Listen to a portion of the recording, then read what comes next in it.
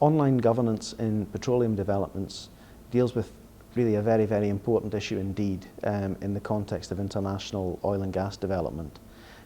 If a country finds oil, one would think this should be a good thing. Oil is a valuable commodity, and one would think that this should be a sort of a springboard to take a country forward. However, while there are certainly examples where that has happened, Norway perhaps being the greatest example of all, there are sadly many examples where almost the opposite has happened. So this particular course is about how can the law make a contribution to try to stop these very adverse consequences from happening. This course would benefit quite a lot of different constituents. It would benefit people who are going to be working in international oil companies, so that they can ensure that they are part of the solution, not part of the problem. It would be of benefit to people who are going to be working in national oil companies or in government departments interacting with the oil industry. It would also be relevant to people who intend to work in major law firms doing international work. Anyone really who's going to interact with international oil and gas operations from the legal side should be thinking quite carefully about taking this course. Here at the University of Aberdeen, we want to teach oil and gas law in a socially responsible way. So all of us involved in the teaching of oil and gas law have a great interest in governance issues.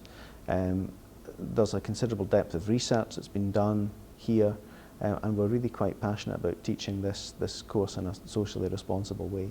So the course touches on some elements of economic theory, including so-called Dutch disease and the curse of natural resources. The focus of the course, though, is fundamentally on legal issues, as one might expect.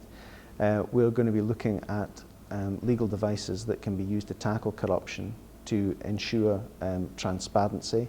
We're going to be looking at some very successful examples of good governance, in particular the Norwegian model, but also doing that from a slightly sceptical position of saying, okay, that was enormously successful in Norway, but is it readily transferable to other states? If not, how do we build in other states robust regimes? The largest element of assessment in this course is the production of a briefing note, a briefing paper. So the premise of this is newly appointed minister in a state which is very new to the development of oil and gas, wants an account of what a good governance system should look like.